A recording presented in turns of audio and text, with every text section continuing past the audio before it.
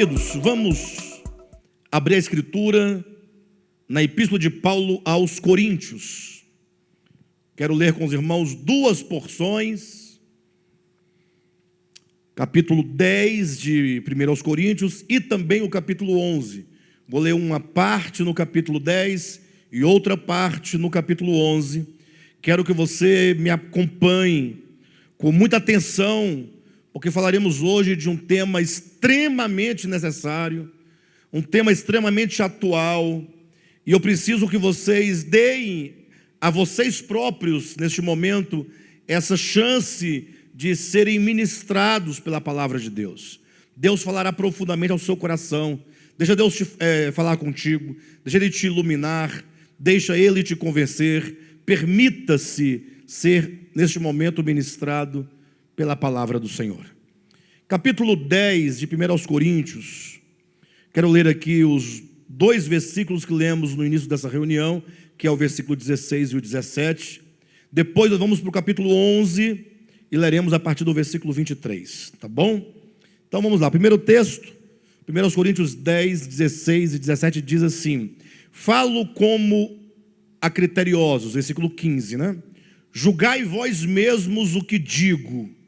Agora o versículo 16: porventura o cálice da bênção que abençoamos não é a comunhão do sangue de Cristo? O pão que partimos não é a comunhão do corpo de Cristo? Porque nós, embora muitos, somos unicamente um pão, um só corpo, porque todos participamos do único pão. Capítulo 11, ainda de 1 aos Coríntios, a partir do versículo 23 em diante, que diz assim: porque eu recebi do Senhor o que também vos entreguei, que o Senhor Jesus, na noite em que foi traído, tomou o pão e, tendo dado graças, o partiu e disse: isto é o meu corpo que é dado por vós, fazei isto em memória de mim. Porque, por semelhante modo, depois de haver ceado, tomou também o cálice, dizendo: este cálice é a nova aliança no meu sangue.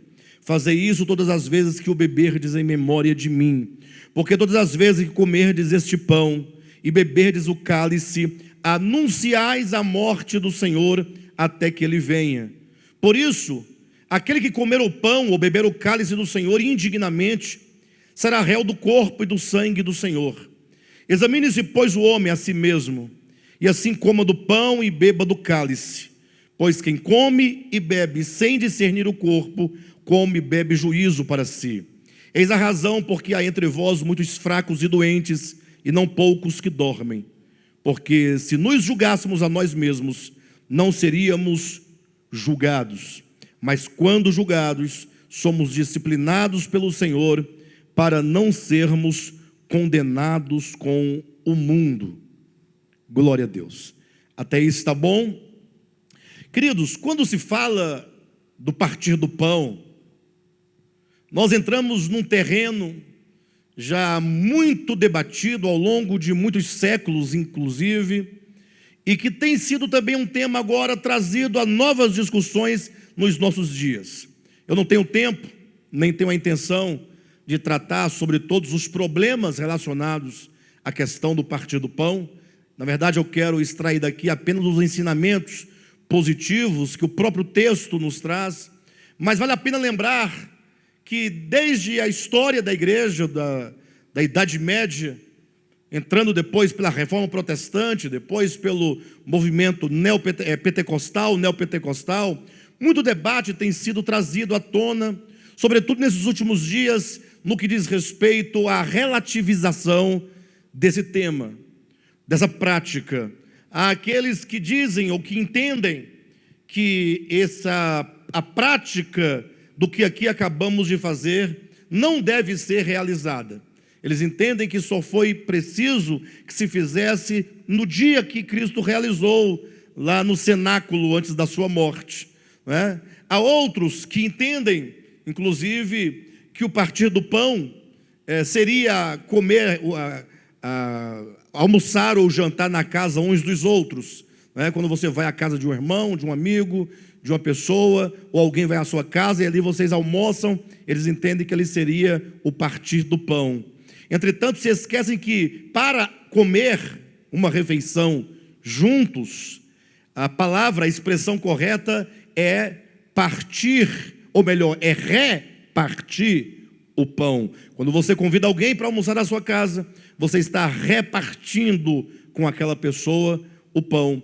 Ao passo que a Escritura, ela fala sobre o partir do pão, porque é Cristo quem instaura isso momentos antes da sua morte, para sinalizar aos homens o sentido e o significado mais profundo da sua obra, tanto que ele realizou, quanto dos efeitos dessa obra sobre aqueles que viriam a crer no seu nome. E é isso que eu quero transmitir para os irmãos. Paulo, depois de tantos anos, ele fala então à igreja de Corinto, eu digo, depois de tantos anos da morte, ressurreição e ascensão de Jesus, ele diz: olha, o que eu recebi de Jesus foi o que eu também transmiti para vocês. E Paulo está dizendo: olha, o que eu ensinei para vocês acerca do partir do pão, eu primeiramente recebi de Cristo. E aí de repente surge o cético, ou o teólogo infundado, e diz: mas como Paulo poderia ter recebido de Cristo a informação, a revelação acerca do partir do pão, se Saulo de Tarso não esteve com Cristo naquela reunião, quando Cristo instaurou e estabeleceu o partir do pão?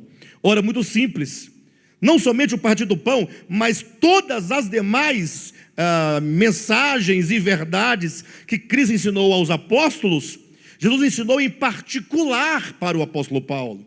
E não somente o partir do pão e as verdades que os demais apóstolos receberam, Cristo ensinou de modo particular a Paulo, como ainda outras tantas verdades que os apóstolos do Cordeiro, os primeiros, não receberam de Jesus durante os dias da sua encarnação.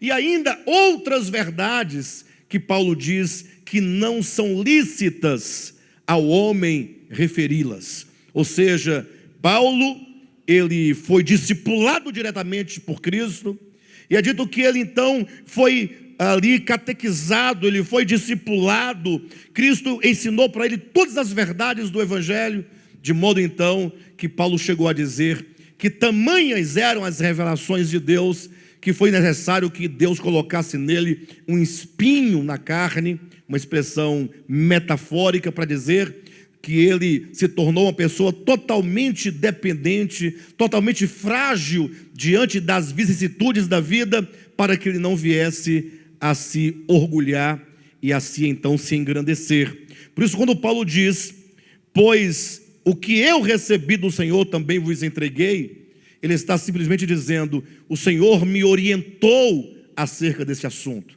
O que ele recebeu do Senhor concernente ao partir do pão? Ele diz então daquele momento em que Cristo estava ali com os discípulos no cenáculo, ou seja, aqueles momentos memoráveis, aqueles ensinamentos, aquela memória, como é dito que eles deveriam partir o pão até que Cristo viesse. Paulo reconstrói esse contexto para poder então nos trazer lições belíssimas, lições maravilhosas. E para tanto, é importante que nós percebamos que quando Paulo ele fala acerca do partir do pão, ele fala pelo menos em dois termos. O primeiro você pode encontrar quando ele relata expressamente as palavras de Jesus: porque o que eu recebi do Senhor também vos entreguei. 2 pontos. Aí começa então: que o Senhor Jesus, na noite que foi traído, tomou o pão.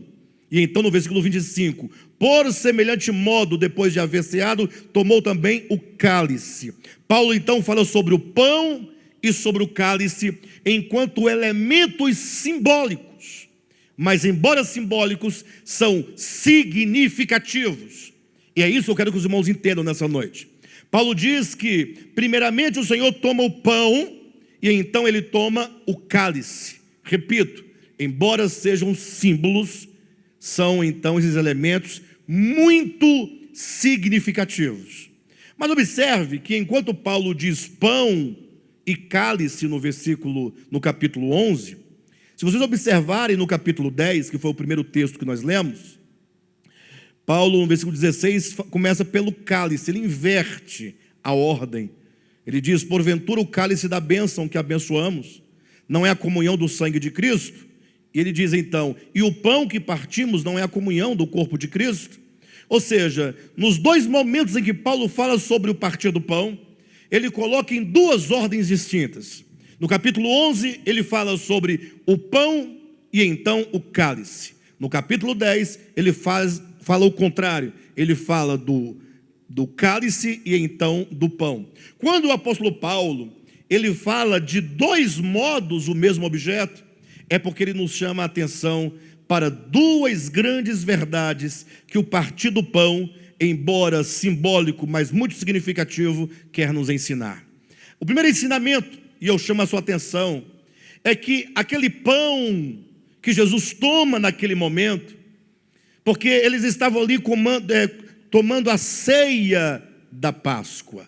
Aquela Páscoa que os judeus faziam desde Êxodo capítulo 12, durante toda a sua história, o povo de Israel praticava ali aquela Páscoa com um cordeiro imolado, cordeiro assado, com vinho, ervas amargas, que era uma memória, que era uma lembrança da grande libertação que eles receberam de Deus quando eram escravos no Egito. E então agora todos os anos eles praticavam a Páscoa, e a Páscoa se celebrava, portanto, com uma grande ceia. Então imagine vocês que está lá Jesus tomando essa ceia com os apóstolos. Entenda ceia enquanto uma refeição noturna, embora fosse uma refeição determinada por Deus, era a festa da Páscoa. Estava Jesus tomando essa Páscoa com os seus discípulos. E aí vale a pena notar que aquela Páscoa em que Cristo estava ali, tomando com seus discípulos aquela ceia, foi a última Páscoa. Dali para frente não houve e não deveria mais haver, pelo menos no entendimento do Novo Testamento, mais nenhuma celebração da Páscoa. Por qual motivo?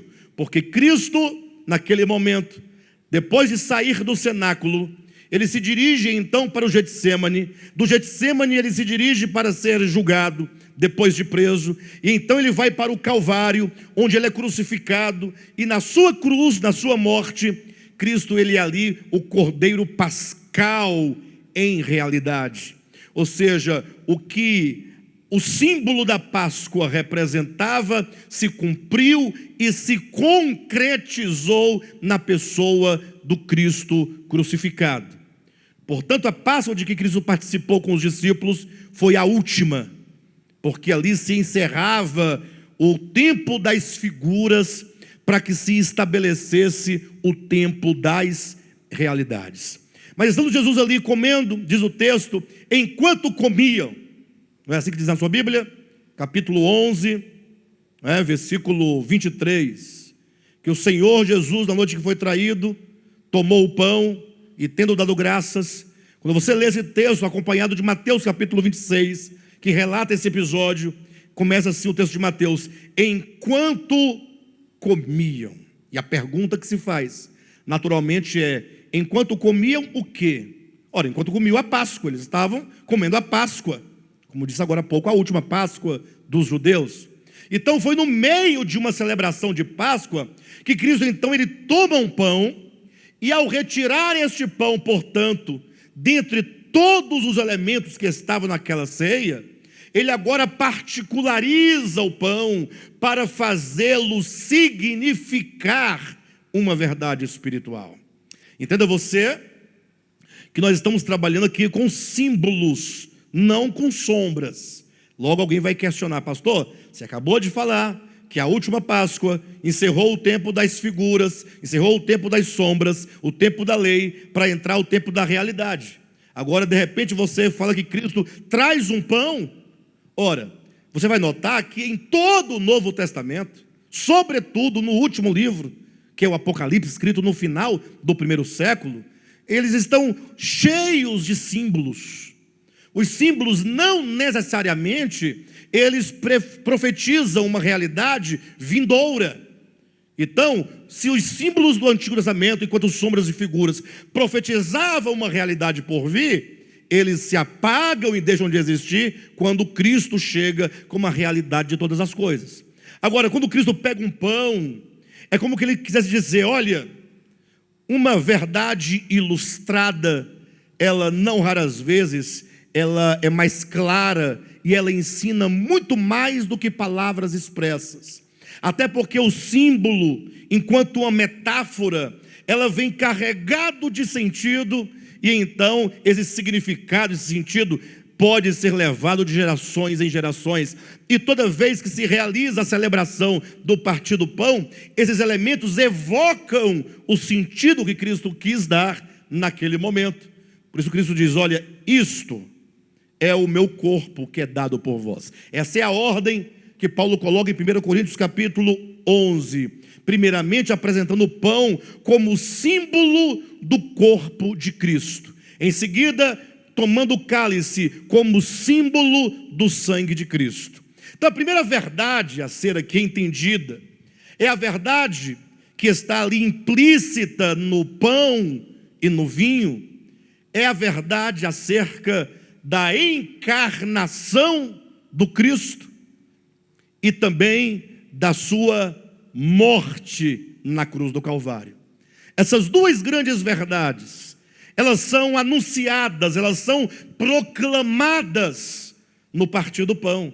Ou seja, o pão e o vinho, eles são sinalizadores, como quem quer dizer: olha, um dia o Cristo de Deus se fez carne, ele se faz homem, ele se faz pão, ele se faz humanidade, ele se faz corpo. Essa verdade é muito profunda, porque o sentido dela maior é que para que o Cristo de Deus se tornasse a nossa redenção, era preciso que ele se fizesse participante de carne e sangue à nossa semelhança. Ou seja, ele deveria se identificar conosco na forma humana, com natureza humana, na humanidade, e uma vez identificado com o homem, sendo homem e vivendo como homem, sendo tentado como homem, sofrendo e padecendo todas as coisas como homem, ele pudesse então sentir, saber, experimentar o que nós experimentamos, e ele, vencendo o pecado, se tornar, portanto, aquele que é o Cordeiro substituto, o Cordeiro vicário. E quando Cristo então ele parte o pão, ele rasga o pão, ele está dizendo: é o meu corpo que está sendo partido, que está sendo rompido, é exatamente todos os meus sofrimentos em prol de todos aqueles que virem a crer. Nesse momento algo me chama a atenção, sempre quando eu leio esse texto, é que durante muito tempo, eu mesmo vi acontecer isso centenas de vezes, sem nenhum exagero. O cristianismo transformou esse momento do partir do pão num momento de muita acusação, porque as pessoas aprenderam e foram ensinadas que só podem participar aqueles que estão em condições de participar. E eles se esquecem que Cristo está dizendo exatamente o oposto. Ele fala: olha, eu vou ser partido, esse pão sendo partido, que é o meu corpo sendo partido, é exatamente para redimir vocês. E se redime de quê? Se redime do pecado. Ou seja, aquele que não tem pecado, aquele que se sente justo pelos seus atos, pelas suas obras, pelo seu viver humano, esse é que não está qualificado para participar dessa mesa, que é uma mesa que proclama a redenção. A redenção é algo que tem que ser compreendido. Paulo falou alto e bom som sobre isso, mas poucos ouvidos entenderam, ou poucos ouvidos ouviram, quando Paulo disse assim: olha, porque Deus, presta atenção nisso, me refiro a 2 Coríntios, capítulo 5, versículo 18 em diante, porque Deus estava em Cristo. Olha que coisa maravilhosa. Esse texto tem que ser lido várias vezes, ponto a ponto, permitindo que você não somente compreenda, mas que as palavras entrem no seu coração. Quando Cristo, enquanto o pão simbólico estava sendo partido, Deus não estava no céu irado, de costas, raivoso, furioso. Não, ele estava em Cristo, reconciliando consigo mesmo o mundo. O mundo. Entenda de uma vez por todas que quando diz que este pão foi partido, fala primeiramente do sacrifício daquele que, sendo Cristo de Deus, se encarnou, se fez homem, participante de carne e sangue, nossa semelhança, para então sofrer a morte que não nos imputa o pecado, não nos imputa a culpa. É uma morte que não reivindica, que não reclama, que não seleciona. É uma morte todo inclusiva, é uma morte todo generosa. Quando Paulo diz, Deus estava em Cristo, fazendo o quê? O que acontecia naquele momento que Cristo estava sendo partido como um pão? Ora, estava sendo manifestado ao mundo que Deus, desde a eternidade, por meio do Cordeiro Eterno, Ele sempre teve o coração e o plano de trazer o mundo de volta para si. O mundo que um dia o rejeitou, o mundo que um dia duvidou dele, o mundo que um dia haveria até mesmo de crucificar o seu próprio filho. Mas Paulo diz, Deus estava em Cristo, fazendo o quê? Reconciliando consigo mesmo o mundo. O mundo inteiro estava sendo reconciliado. A morte de Cristo reconcilia consigo mesmo ou com Deus todo mundo, não somente um grupo insignificativo de pessoas. Pelo contrário, o próprio João vai dizer na sua primeira epístola, capítulo 2, versículo 2, que Cristo é a propiciação, não somente pelos nossos próprios pecados, mas pelos pecados do mundo inteiro. Alguém diz, não, é verdade, né? É verdade que ele ali estava reconciliando. Agora, nós temos que ver a nossa parte. Aí o texto de Paulo continua dizendo, não imputando aos homens as suas transgressões, não imputando, não lançando em face, não reivindicando, não culpando, não acusando, antes, ao invés de imputar aos homens as suas transgressões, é dito, mas confiou-nos a palavra da reconciliação. Ou seja, o que é a morte do Cristo de Deus? O que é esse pão que é partido por nós? É o Cristo de Deus, enquanto mensagem, enquanto verdade, enquanto querigma, enquanto proclamação, enquanto evangelho, dizendo ao mundo inteiro que todos os homens podem voltar-se a Deus, podem voltar-se do jeito que estão, porque o Pai recebe a todos. Evidentemente, quando nós falamos do jeito que estão, eu quero dizer que as pessoas falam assim, não, é porque eu não vou a Deus, porque eu tenho muitos pecados, eu tenho muitas culpas, eu já cheguei no limite da culpa, do pecado, da irresponsabilidade, da transgressão. Quantas pessoas não se sentem tão machucadas pelo pecado e tão destruídas pelos pecados, que essas pessoas pensam, não tem jeito mais para mim. E quem faz tais pessoas acreditarem assim é o próprio cristianismo. Ora, quando olha para um pecador que exteriormente manifesta uma condição pior do que a um pastor evangélico, logo a igreja evangélica aponta, acusa, evocando os pecados daquelas pessoas. Vocês lembram do caso Suzy? Vocês chegaram a acompanhar? Lembram? Discussões à parte dos problemas das mídias.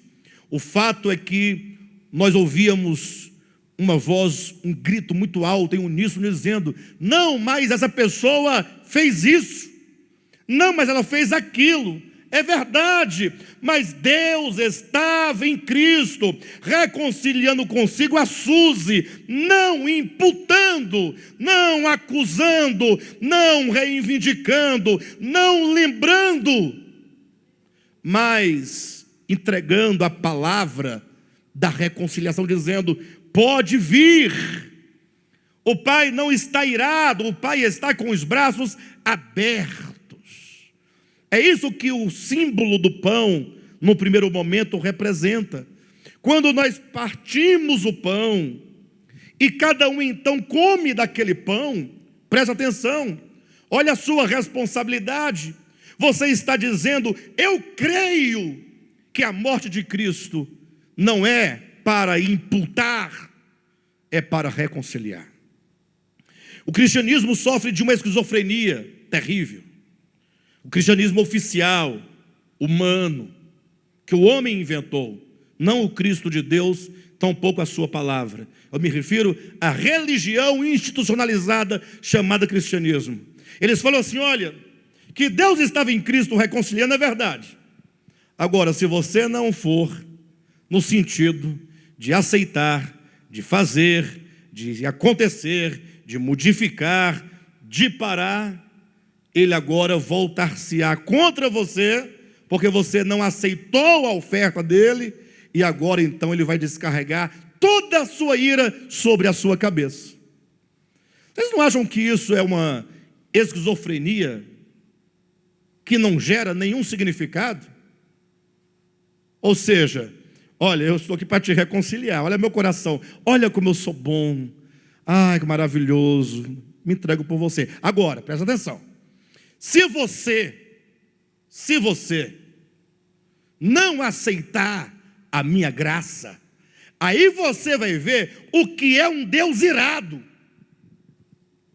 Pastor, mas tudo que eu vejo na Bíblia é basicamente isso, não é verdade? Não, os homens certamente que rejeitarem a graça de Cristo, porque não amam o Espírito do Cristo, antes amam o seu próprio ego, seus próprios pecados, amam o espírito diabólico que rompe com Deus, eles sofrerão sim o juízo eterno, mas o juízo eterno como sendo produto das suas próprias obras, é o juízo que brota do próprio coração humano, é aquilo que vem contra o homem, que o próprio homem plantou, não procede diretamente ou ativamente de Deus, pelo contrário, quando Deus olha e vê que o juízo está para vir, é dito que ele chora.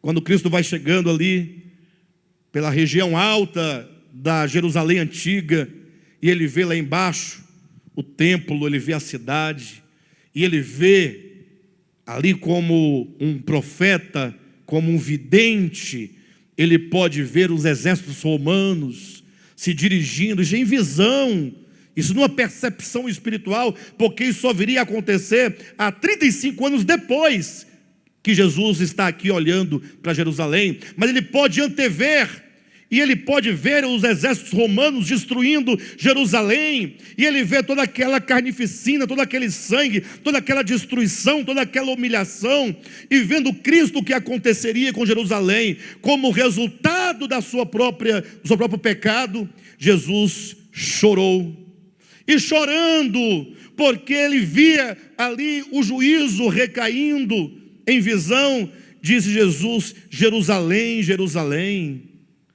que matas os profetas. Cuidado, que matas os profetas não é palavra de acusação, não é imputação. Que matas os profetas quer dizer: Deus nunca deixou vocês sem uma voz para convidá-los ao arrependimento. Vocês mataram a voz, vocês não ouviram a voz, vocês rejeitaram a voz, que são os profetas. Quantas vezes eu quis acolher vocês debaixo das minhas asas, como uma galinha faz com seus pintinhos, mas vocês não quiseram. Desde então, portanto, vos digo que esta casa ficará deserta. E essa expressão, essa casa ficará deserta, é que é o sentido. Primeiramente, Cristo vê o juízo. que recairia. Em seguida, ele chora. Em terceiro lugar, ele lamenta. Em quarto lugar, ele diz: como vocês não quiseram, o morador desta casa, que é a razão porque essa casa ainda está aqui, ele deixará vocês. Ou seja, o juízo só poderá vir sobre vocês quando então esse que habita falar assim: bem, eu estou indo. Tanto é que o versículo seguinte do capítulo 23 de Mateus, ou entrando no capítulo 24, Mateus coloca assim: saindo Jesus do templo. Olha que coisa interessante. Primeiro ele anuncia: essa casa ficará deserta. Em seguida, saindo Jesus do templo, para demonstrar literariamente, dentro de um simbolismo, que o habitante agora deixa a casa. É como que dissesse: vocês não me querem, vocês não me recebem, vocês não amam a verdade, não desejam por Deus, então eu deixarei vocês livres daquilo que vocês não querem. Deus simplesmente entrega. E uma casa vazia agora se torna alvo de muitos inimigos. O juízo, portanto, recaído sobre Jerusalém, é o resultado de Deus ter entregue Jerusalém aos seus próprios caminhos. Quando o homem é entregue a si mesmo e aos seus próprios caminhos, tudo o que ele colhe certamente estará em consonância com seu próprio coração perverso. Aquele que semeia para a carne, da carne colherá corrupção, mas aquele que semeia para o Espírito, do Espírito colherá a vida eterna. Então veja que a grande mensagem do pão partido é primeiramente este: você que hoje pegou o pão, comeu, entenda, declare, seja um ato de fé, uma declaração de fé que diz: Deus enviou seu Filho, que se fez pão, e o Verbo se fez pão e habitou entre nós, se fez carne, para que seu corpo, agora substancializado, pudesse ter se partido, pudesse então sofrer a morte vicária, então derramando o seu sangue, que é o sangue da nova aliança. E essa aliança, portanto, que se inaugura com a morte de Cristo, com o partir do pão, é uma morte que inaugura um período eterno chamado nova aliança, como que diz: Deus não trata o homem segundo os seus próprios pecados. Na nova aliança, Deus trata o homem segundo aquilo que o seu Filho é e tudo aquilo que ele realizou. Esse é o primeiro sentido. Mas há um segundo significado, que é o que está no capítulo 10 de 1 aos Coríntios, versículos 16 e 17, quando Paulo diz: porventura o cálice da bênção que abençoamos não é a comunhão do sangue de Cristo? E o pão que partimos não é a comunhão do corpo de Cristo? Porque nós, embora muitos, somos unicamente um pão, um só corpo, porque todos participamos do único pão. E aqui Paulo inverte a proposição. Se no capítulo 11 ele fala sobre o pão e o vinho, aqui ele diz sobre o vinho e o pão. Por quê? Porque quando ele diz primeiramente o pão e o vinho, ou o Cristo encarnado para morrer na cruz, ser partido e derramar o seu sangue, é para nos redimir. Redimir você. É um aspecto individual. Ele morre por todos, mas embora a sua morte seja por todos, cada alma que se converte ao Evangelho sofre um processo individual. Por isso que cada um tem o seu momento, cada um tem a sua hora. Uns avançaram mais, outros avançaram menos, porque é um processo individual. A morte é para todos, mas cada um tem o seu momento de experimentar. Agora entenda uma coisa, olhem para mim em nome de Jesus e abra o seu coração. Puxa vida, quão poucas pessoas entenderam o espírito do Evangelho. Deixe-me evocar o que eu acabei de dizer agora, para entrar na segunda parte. Deus estava em Cristo. Vocês creem nisso? De verdade? Verdade mesmo? Fazendo o quê? Reconciliando. Qual é a palavra aqui do Evangelho? O que a obra de Cristo na cruz realiza? Reconciliação. Viu, irmã Natália? Não existe evangelho sem reconciliação. Não existe obra de redenção sem reconciliação. Isso todo mundo crê. O problema é que quando você fala assim, eu creio nesse evangelho, esse evangelho se volta agora para você, de modo que agora você é reconciliado com Cristo, mas não somente você é reconciliado, você recebe o ministério da reconciliação. Sabe o que é ministério, queridos? Você recebe a incumbência, o serviço, o diaconato da reconciliação. Ou seja, somente uma pessoa reconciliada com Deus agora pode reconciliar homens com homens. Não pode haver contradição. Não posso ser eu reconciliado com Deus e não ser eu reconciliado com o meu irmão. Isso não é o evangelho. Isso é um pseudo-evangelho. Isso é um falso evangelho. Entenda, todos os que comem daquele pão, eu disse que o pão, ele é simbólico, mas ele é muito significativo.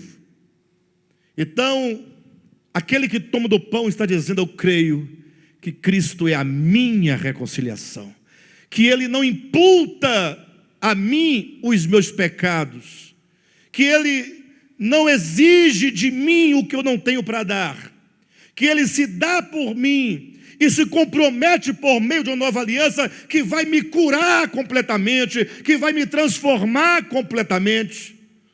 Agora, que você crê deste modo, porque você come aquele pão. Comer o pão significa declarar que assim crê, que assim tem fé, que assim agora você se apropria dessa verdade. Agora, você recebe um ministério, que é o ministério da reconciliação. É como que dissesse, assim como você foi reconciliado com o Pai, você agora será um reconciliador de homens. Vocês entendem? Dudu entende? O Mel que entende. Vejam, queridos, recebeu o ministério da reconciliação. Esse ministério me reconcilia com Deus. O homem reconciliado com Deus, ele não carrega sua culpa mais. Ele não é uma pessoa acusada. Ele não é uma pessoa que leva fardos. Nós temos uma coisa muito interessante. Nós nos preocupamos muito com o que as pessoas pensam de nós. Vocês têm essa preocupação, não tem? Todos nós temos. Isso aí é o nosso ego. A primeira manifestação do ego é o que o outro pensa de mim. E o que os outros pensam de nós, vou te falar o que é. É o pior que você possa imaginar. O que as pessoas pensam de você é o pior. Porque eles pensam tudo o que você é e aumentam um tanto de coisa que você também não é. E sai falando para todo mundo de você. Até os teus parentes falam de você. Até seus irmãos de sangue falam de você. Está lá a família reunida no almoço, todo mundo rindo. O primeiro que vai embora é alvo da conversa daí para frente. Aí começa a falar do outro. Mas saiba de uma coisa. Quando Jesus te escolheu, você nem mesmo era nascido. O mundo não existia. Saiba, Ele sabia exatamente quem era você. Tudo sobre você. Tudo que você seria, como você faria, o que aconteceria. E ainda assim Ele te escolheu. E não somente te escolheu, mas Ele entregou como oferta por você o seu próprio filho. Pedro não vai dizer que nós não fomos comprados, não foi por ouro nem prata, mas foi pelo precioso sangue do Cordeiro de Deus sem pecado, morto desde a fundação do mundo. Então, quando você entende que Deus em Cristo te reconciliou consigo mesmo, está dizendo: filho, não leve culpa. Eu sei quem é você, teus pecados estão perdoados. Não carregue o peso do passado sobre as suas costas. E lembre-se que passado é mesmo um minuto anterior ao que estamos aqui falando, já é passado. E então agora, quem é reconciliado com Deus, agora ele pode estar reconciliado consigo mesmo. Como diz: justificados, pois, com Cristo, com Deus, mediante a fé, temos paz com Deus por meio de Cristo Jesus. Você pode ter paz com Deus. Ninguém pode te acusar. Pode até tentar, mas a acusação não pode entrar no seu coração. Uma pessoa reconciliada com Deus é uma pessoa reconciliada consigo mesma.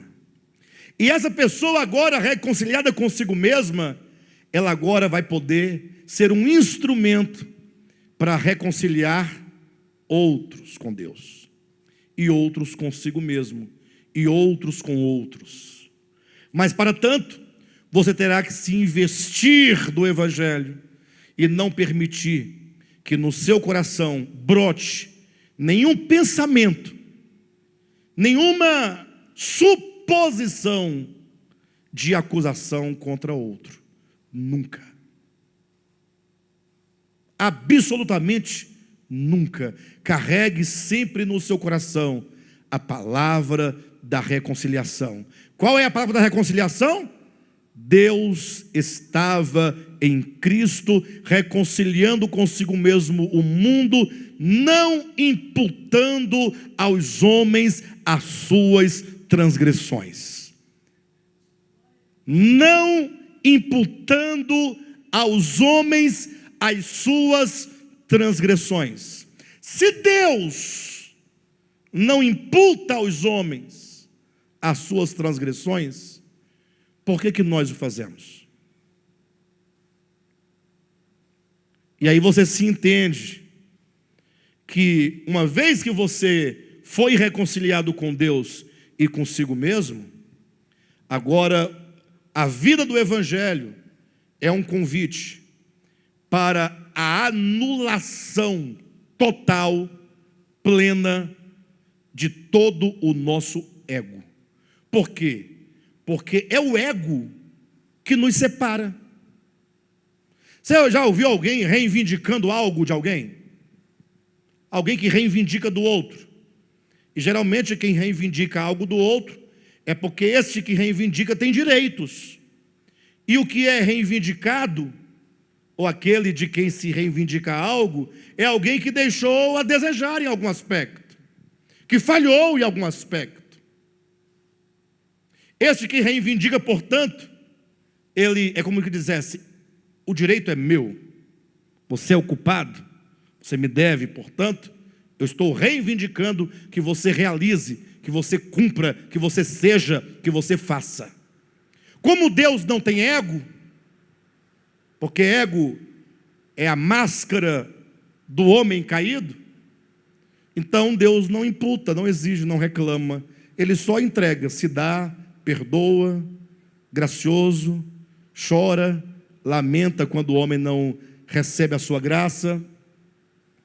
Agora veja, quando nós cremos no Evangelho, mesmo crendo, preste atenção, nós começamos uma luta grande contra nós mesmos.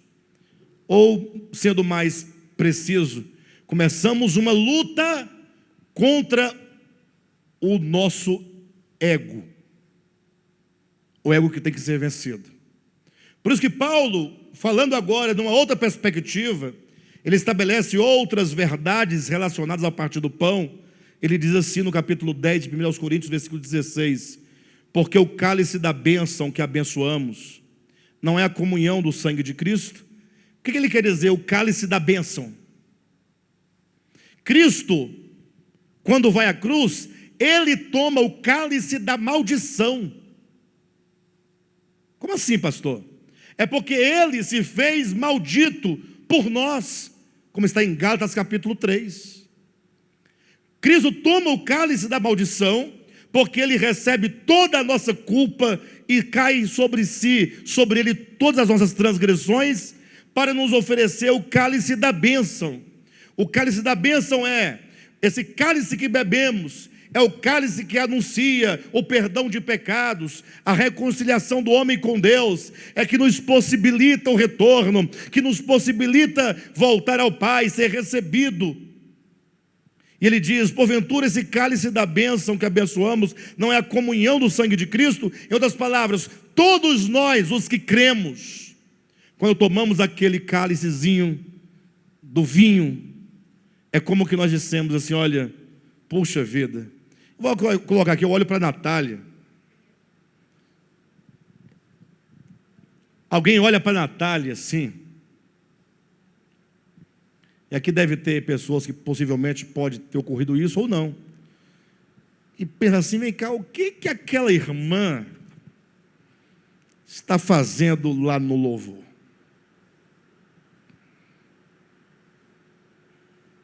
Não é possível ou não é possível? O que ela faz lá? Se tem alguém em casa que já pensou assim, reflita comigo. Mas poderia ser diferente. Alguém poderia falar assim: o que o Alexandre faz lá pregando? Ele ainda continua pregando? Ai, que maravilha. Aí depois o indivíduo com a cara de pau deslavada vai lá pegar o cálice. E o pior, ele pega o cálice como que dissesse: eu posso tomar. A Natália é que não deveria. Olha como o ego é diabólico. Paulo está dizendo: gente, esse cálice que você está bebendo aí, ô seu indivíduo, que é o mesmo que a Natália bebe, é o cálice da bênção. Você foi abençoado. Isso é graça. Uai, isso é graça. Esse cálice que nós bebemos é a comunhão. Ou seja, você participa da mesma redenção que eu participo. Se você toma do cálice, é porque você precisa de redenção. E se eu tomo do cálice, é porque eu também preciso de redenção. E se nós dois tomamos do cálice, é porque nós dois precisamos. E se nós dois precisamos, é porque estamos na mesma condição. Tudo é questão de tempo e de oportunidade, para você entender que o que acontece na casa de uma pessoa acontece também na sua. Isso é tão simples, mas é tão difícil de entender. O ego do ser humano, ele é terrível, porque ele não consegue perceber essas nuances tão claras. Se eu fosse falar só sobre partir do pão, eu poderia fazer uma conferência de 4 dias, não daria conta de esgotar tantos segredos que isso implica na nossa vida. E ele continua dizendo, portanto, no versículo 16: e o pão que partimos não é a comunhão do corpo de Cristo? O que ele quer dizer, comunhão do corpo de Cristo? Nós participamos do mesmo Cristo, do mesmo pão, mas ele explica no versículo 17: porque nós, embora muitos. E aqui é um ponto que, se você crê no Evangelho, você não tem como se livrar disso. E se você quer se livrar disso, é muito provável que você nunca tenha crido no Evangelho. Ele diz: porque nós, embora muitos, todos os que creram no Cristo que se fez pão, que se fez carne, no Cristo que tendo se feito pão, foi partido na cruz. Todos os que creem, são muitos. Agora, sendo nós muitos, embora um número grande de pessoas, esses muitos aqui, eles implicam desde os primeiros que creram lá no primeiro século, todos os outros que vieram nos séculos seguintes, todos os que hoje estão vivos no mundo inteiro, nos mais diversos países, nas mais diferentes, os mais diferentes lugares, nas mais diferentes denominações, espalhados pelo mundo inteiro, e ainda inclui aqueles que ainda virão a ser, ou a virão a crer. Nós, embora muitos, somos unicamente um pão. É o que eu dizia agora há pouco. Quando você come aquele pãozinho, pastor, mas esse pãozinho é o corpo de Cristo, literalmente, como diz a Igreja Católica Romana, passou pelo processo de transubstanciação? Não, não é o corpo de Cristo, é pão. Pastor, mas você está desprezando o pão? Não, eu tenho que dar ao pão a dimensão que ele tem. Quando diz que o pão, depois de orado, se transforma, como diz a Igreja Católica Romana, no corpo, sangue, alma e divindade, é por isso que eles passam a adorar aquela lâminazinha de trigo sem glúten, que eles acham que ali agora é o próprio Cristo. Mas não, aquele pão representa. Mas, embora sendo símbolo, é muito... Vocês não lembram, né? É a terceira vez que eu vou falar isso. Quarta vez, é muito... Embora seja um símbolo, é muito significativo. Qual o sentido? Embora nós sejamos muitos, somos unicamente um pão. Quem come daquele pão está dizendo assim, olha, nós somos um. Só pode dizer que é um aquele que entendeu o ministério da reconciliação. Vocês acreditam que eu posso não ter nenhum problema de relacionamento com o irmão Almir? Eu posso nunca ter tido uma discussão com ele. Eu posso nunca ter tido nenhum problema relacional com ele.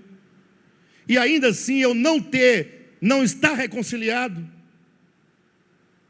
Ainda assim eu não perceber que nós somos um em Cristo. Esse pão, quando nós comemos do pão, você faz parte do mesmo pão. Mas para fazer parte do mesmo pão, isso requer um processo. Pastor, como assim? Olha, imagine só, um só pão. Pense você, um só pão.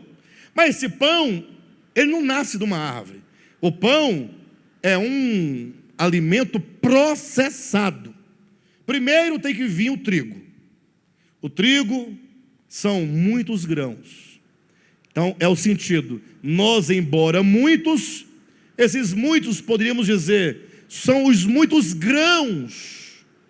Quando o pé de trigo, né, vai crescendo, aí ele dá aqueles pendões fica cheio de grão.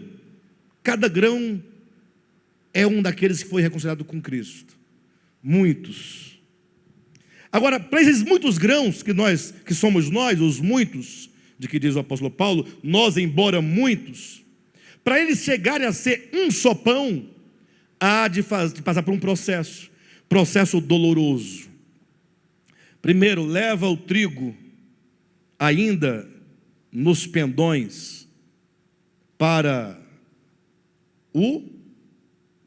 a eira. Para a eira. Eira é o lugar. Chegando lá, aquele tanto de trigo, lá no meio tem um grãozinho, Natália, outro grãozinho, Alain, outro grãozinho, Almir, outro grãozinho, Dudu, outro grãozinho, Estima, outro grãozinho, Zé Lírio, um grãozinho lá, Gilson, outro grãozinho, Adriana, cada um de nós, um grão, está lá na eira. Aí agora diz, tem que malhar o trigo, tem que tirar o trigo da casca, aí tem que bater, para que a casca se quebre e o grão saia. Nós todos somos grãos, mas talvez ainda um grão na palha.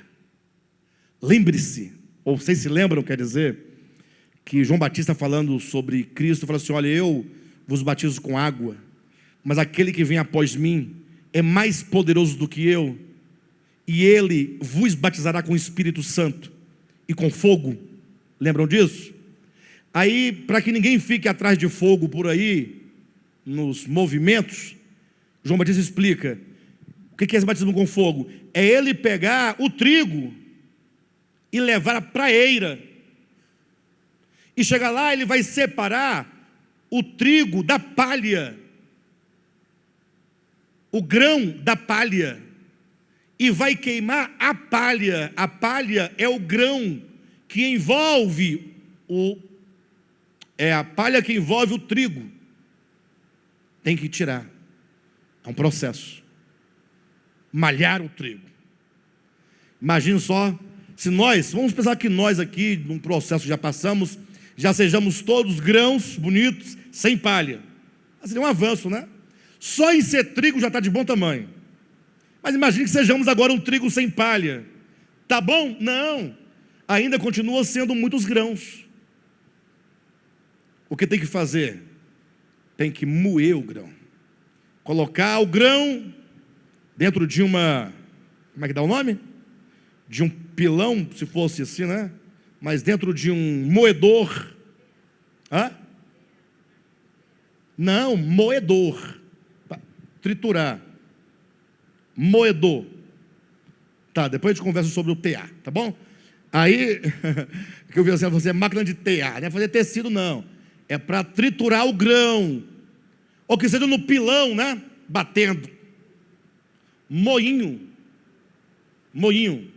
Também, moinho. O fato é que agora o grão tem que ser quebrado. Irmãos, quanto de nós ainda precisa de ser quebrado?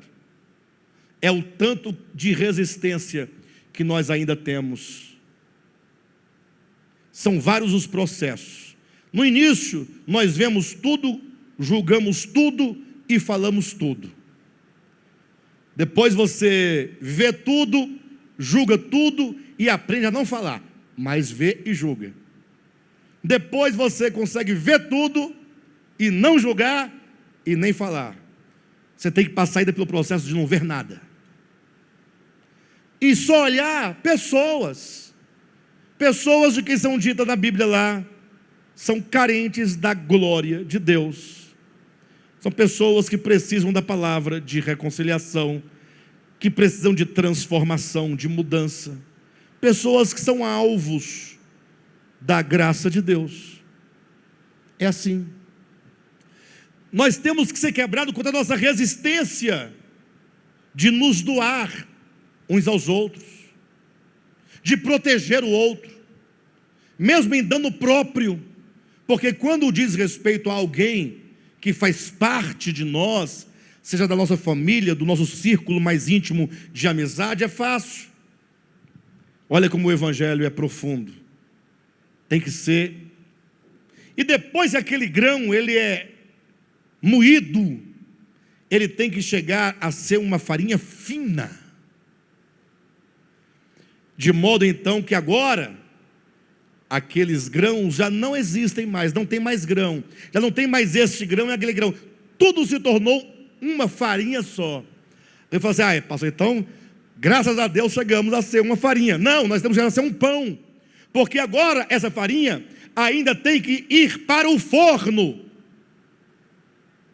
para ser cozida, ou que seja assada. Somente quando nós formos um pão bem quentinho, no sentido de termos passado por todos esses processos, é que nós poderemos ser alimento para um mundo faminto e sem Deus. Puxa vida, o nosso chamamento é tão grande. O problema é que às vezes nós nos envolvemos em tantas discussões e coisas que não nos levam a nenhum lugar. O Partido do Pão diz isso. Quando você come aquele pão, está dizendo, nós temos que chegar nesse ponto aqui. Ó. Alguém pode questionar, pastor, mas Paulo fala aqui de uma tal de indignidade, aquele que come e bebe se torna, sem discernir o corpo, se torna réu.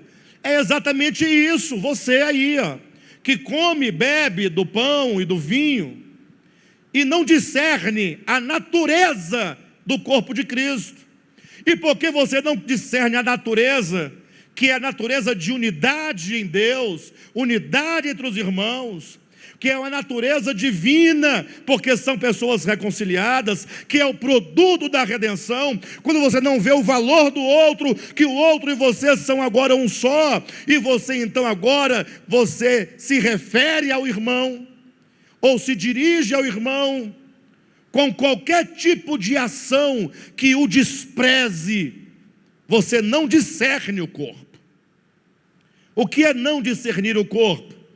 É quando você olha para a igreja e não discerne que nós somos um só. Você não tem um discernimento de que tudo é graça, tudo é de Deus, e que agora nós estamos no mesmo processo, devemos nos amar uns aos outros, devemos nos doar um ao outro, que não devemos fazer acepção de pessoas, que não devemos fazer diferença de pessoas, que agora todos devem se entender como um só em Cristo. Na teoria, a gente diz que entende essa natureza do corpo de Cristo, mas nós não entendemos de fato e de verdade, na prática, quando nós tratamos com qualquer diferença, qualquer membro do corpo de Cristo. No caso específico de Corinto, a quem Paulo escreve, ele estava com um problema de diferença, nesse caso específico. Qual que era? A igreja primitiva tinha a prática, o costume de fazer uma refeição a que eles chamavam de ceia do Senhor, ou mais propriamente ceia ágape, a ceia do amor. Ou seja, sempre quando eles se reuniam para partir o pão, eles faziam também o repartir do pão, entende? Sempre que faziam o partir do pão, que fizemos hoje aqui, eles faziam associado ao repartir do pão, que é uma refeição noturna juntos. Essa é uma tradição da igreja primitiva, talvez em razão do fato de que quando Cristo estabeleceu o partir do pão, ele o fez durante a ceia pascal, que era uma refeição. Então, embora a igreja primitiva não tivesse mais a ceia pascal, em razão do momento que Cristo estabelece o partir do pão, eles desenvolveram o hábito de fazer uma ceia de fraternidade, de irmandade. Um levava uma macarronada, outro levava um prato de rabada, outro levava, que mais? Um arroz, a grega, uma lasanha, uma costela assada. Aí levava vinho, muito vinho. Leia depois, 1 Coríntios capítulo 11. E é dito então que, se era a ceia do amor, era nada mais natural do que todo mundo estar ali junto. A comida não é mais minha, agora é de todo mundo, e cada um come e bebe o que quer. Agora é uma família, como se fosse a sua casa mesmo. É uma grande comunidade, mas não. Tinha lá uma turma que tinha uma condição financeira maior, que ia para o local de reuniões, levava suas refeições e comia no seu grupinho ali, porque eu vou repartir minha comida com esses irmãos aí, todo desempregado, que não traz nada, quando traz um cuscuz. E eu vou dividir meu vinho? Cada um se vira. E aí eles comiam e bebiam. Me parece, pelo texto, que talvez eles até chegassem um pouco mais cedo e já começava antes dos outros, de modo que quando outros chegavam mais tarde, já tinham comido, inclusive. Por isso tem uma expressão aqui no texto que diz assim: esperai uns pelos outros. Tem nada a ver quando o pessoal distribui os copinhos, você fica esperando. Isso aí pode até ser que espere por uma questão de coesão, mas não é o que o texto quer dizer. Aí Paulo diz: como é que vocês comem do pão? O pão fala que nós somos um só pão. Esse é o sentido, o significado. Como é que você come o pão no símbolo da unidade, mas na prática você despreza quem não tem comida, ou quem não tem vinho para beber? Então você não está discernindo o corpo.